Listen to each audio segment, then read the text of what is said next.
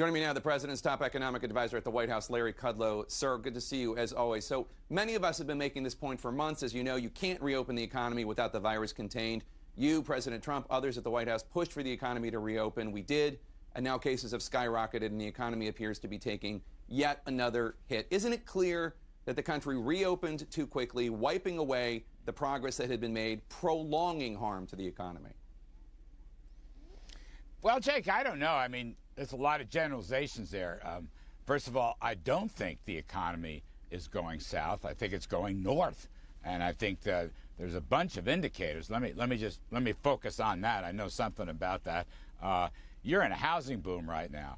You're in a retail sales boom right now. You're in an auto car boom right now. Manufacturing, look at the ISM indexes, all are booming. New business applications are skyrocketing. Apple Mobility Index is very strong. And the jobs picture remains strong.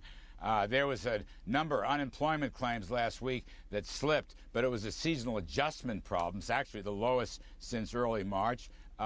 Continuing claims, which is going to predict the July jobs number out in a week or so, are the lowest they've been in almost 3 months. So I don't buy it. Now, I will acknowledge that in some of these spiking hot spots, yes, absolutely, you're going to see a moderation of this recovery, no question. On the other hand, Jake, apart from Texas, Arizona, and Florida, and California, where, by the way, Deborah Burke says there's some signs of stabilization. The whole Northeast is over. Right. Most of the Midwest is, I mean, the whole Northeast is open, most of the Midwest, Jake.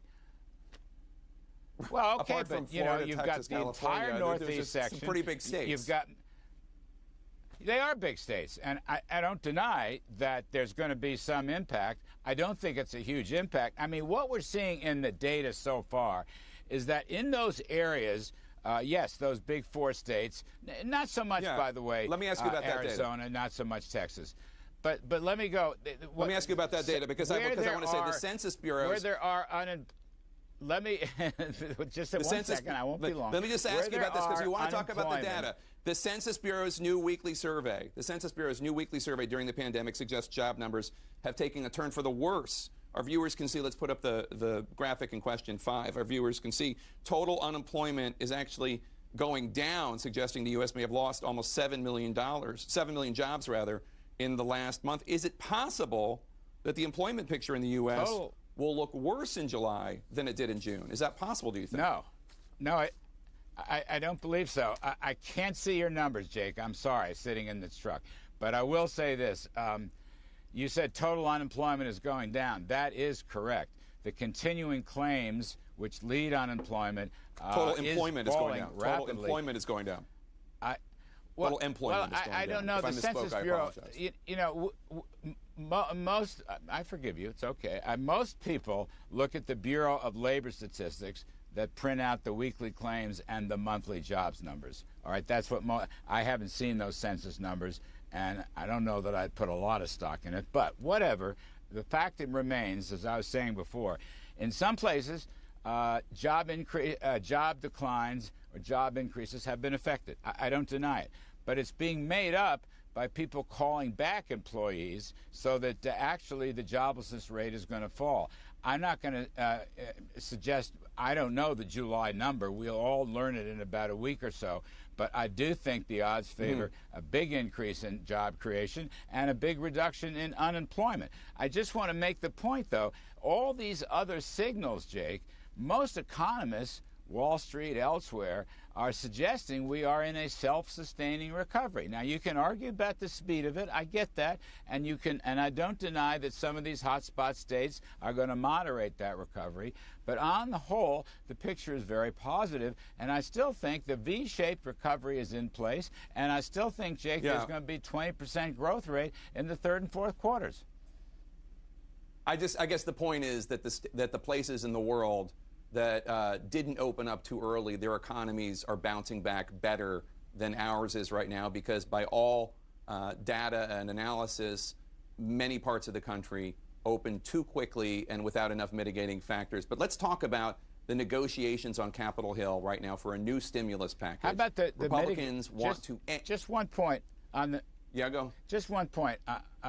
I can't, you may be right in some places, you may not be right, Jake. I don't think that's proven, but we don't need to prove it. It is what it is. I just want to say, for those people like myself and the president who do want reopening everywhere and job creation everywhere and a strong recovery, the 4 guidelines have to remain in place.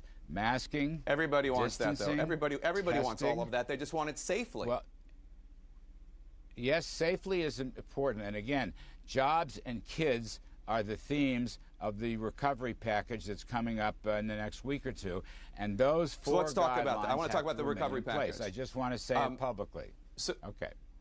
Yeah, Republicans want to end the $600 per week in additional unemployment. They want to replace it with 70% of previous wages. That loss of income for millions of Americans could lead to evictions. It could lead to people not being able to pay for food or medicine or electricity. Are you concerned that changing this, the way that this unemployment compensation is given, that stopping this funding will actually end up causing further damage to the economy, with people not able to pay their bills, with people being evicted? Jake, it won't stop. It won't stop the assistance. It's going to cap the assistance at a level that is consistent with people going back to work. That's what we've said from day one. First of all, state unemployment benefits stay in place. Second of all, we will try to cap the benefits at about 70% of wages. A University of Chicago study showed virtually 70%, 68% of people actually have higher benefits than wages. We have had a flood of inquiries and phone calls and complaints that small stores and businesses and restaurants can't hire people back. They went too far. Maybe last March it was necessary for that, but really the consequences of people not returning to work, Secretary Mnuchin said it right, we want to pay folks to go back to work. And incidentally, we are going to have, on top of the cap of wages, 70%, which is quite generous by any standard. On top of that, we will have a reemployment bonus and a retention tax credit bonus for going back to work. So that's going to more than offset any of this. I mean, the trick here is going back to work. We don't want people out. We want them in wherever possible. The businesses are calling them back. That's why I'm optimistic on the economy. So far, I could be wrong, Jake, Lord knows, but so far, this, the iteration here, the dynamic here is very positive.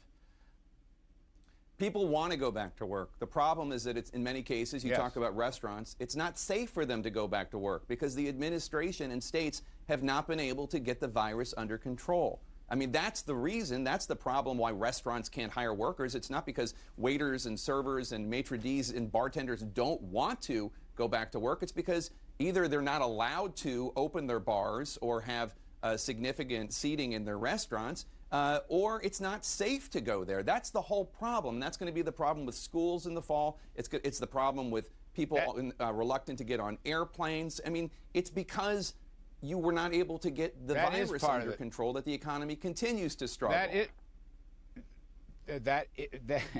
I will say again, the economy is improving by leaps and bounds. I will also say there are more states that are reopening and doing very well. There are some key states, yes, California and Texas and Florida right now, that are having hotspot difficulties, but it's nothing like it was last winter. I don't agree with your premise that people won't go back to work. I think safety matters. Let me make that very clear. And the 4 guidelines, right, the masking and the distancing particularly. Okay, you're right. But I will say this, it's a more optimistic picture than the one you are painting. And I think that we've made great strides. I mean, federal government doesn't control this. We are leaders, hopefully, in encouraging people to be safe and secure and accept our guidelines. The states are in charge of this. Each state has a different story. Most of the states are doing rather well in this. So I'm not that pessimistic. Maybe I'm too optimistic. I'm happy to report Ambassador Deborah Birx, who is our leader on the health virus task force, she's reporting now that these bad hotspot states, the 3 or 4 of them, are actually showing early signs of plateauing. Let us hope and pray that that is the case. We are doing everything we can. We've had 4 days of more than 1,000 deaths. Yeah, I mean, yes, the fatality rate is. I always hope. Any I death always is hope. a tragedy. Any death is a tragedy, Jake. I agree. But it is I have also to go. true. I'll say it is also true that the fatality rate is much slower than it was. Don't forget, in the package, because thank God, doctors and nurses and health professionals. The doctors and nurses and health professionals are figuring out good ways to treat the virus. A lot of the people who are infected now are younger, and so it's not as high a mortality rate. But let me just say, sir, but don't forget, you paint a very rosy picture of what it looks like, what the virus looks like. I just want to add, Jake, we're talking about employment benefits and so forth.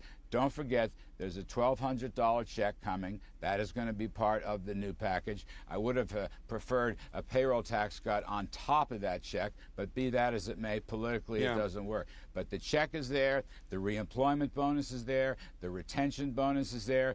There'll be breaks for small tax credits for small businesses and restaurants. That's all going to be there.